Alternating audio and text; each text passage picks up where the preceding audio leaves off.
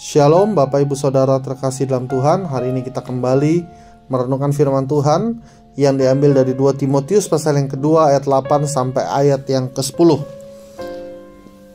Ingatlah ini, Yesus Kristus yang telah bangkit dari antara orang mati dan yang telah dilahirkan sebagai keturunan Daud. Itulah yang kuberitakan dalam Injilku. Karena pemberitaan Injil inilah aku menderita, malah dibelenggu seperti seorang penjahat, tetapi firman Allah tidak terbelenggu. Karena itu aku sabar menanggung semuanya itu bagi orang-orang pilihan Allah, supaya mereka juga mendapat keselamatan dalam Kristus Yesus dengan kemuliaan yang kekal. Bapak Ibu Saudara terkasih di dalam Tuhan, kita baru saja melewati masa-masa peringatan akan kematian dan juga kebangkitan Yesus Kristus. Kita tahu bahwa kuasa kebangkitannya adalah kuasa yang dahsyat luar biasa yang dialami oleh setiap orang yang menerima karya Kristus melalui kematian dan kebangkitannya. Namun demikian Tuhan mau bahwa kehebatan kuasanya yang Dia nyatakan melalui kebangkitannya itu bukan sekedar menjadi pengetahuan, bukan sekedar menjadi pengertian, tetapi Ia mau kita hidupi dan kita alami, sehingga kita pun bisa menjadi saksi Tuhan.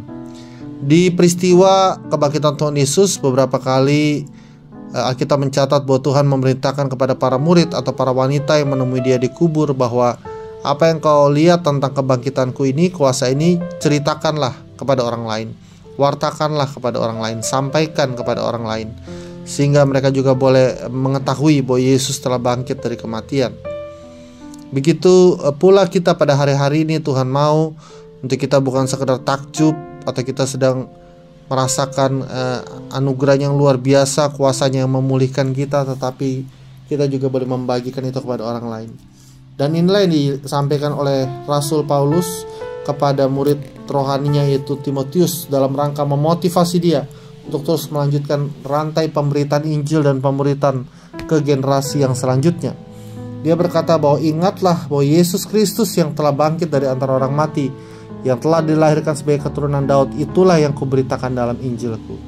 Inti daripada berita Injil itu adalah Yesus sendiri. Inti daripada berita Injil adalah karya Kristus yang telah mati dan bangkit bagi kita. Oleh karena itu, kalau sedemikian dahsyatnya kuasa Tuhan dalam Yesus Kristus, harusnya kita juga lebih lagi bergiat di dalam usaha untuk memberitakan kuasa kebangkitannya. Kita melihat sini bahwa yang pertama, bahwa melalui pengertian atau pengenalan akan kuasa kebangkitan Kristus, Rasul Paulus diberikan kekuatan untuk menderita. Bukan menderita bagi diri sendiri atau menderita karena kesalahan sendiri, tapi menderita bagi Injil. Dikatakan karena pemberitaan Injil inilah aku menderita, malah dibelenggu seperti seorang penjahat, tetapi firman Allah tidak terbelenggu. Adalah satu kehormatan kalau kita harus menderita bagi Injil Kristus, kalau kita harus membayar harga bagi Injil Kristus, karena Dia yang layak untuk menerima semuanya itu. Yang kedua, kita lihat bahwa pengenalan atau pengetahuan tentang kebangkitan Kristus membuat kita bisa menjadi sabar menanggung segala sesuatu.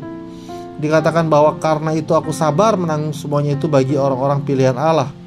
Di dalam perjuangan kita, dalam usaha kita memberitakan Injil Kristus, menyampaikan Injil Kristus, seringkali juga bisa mengalami banyak hal.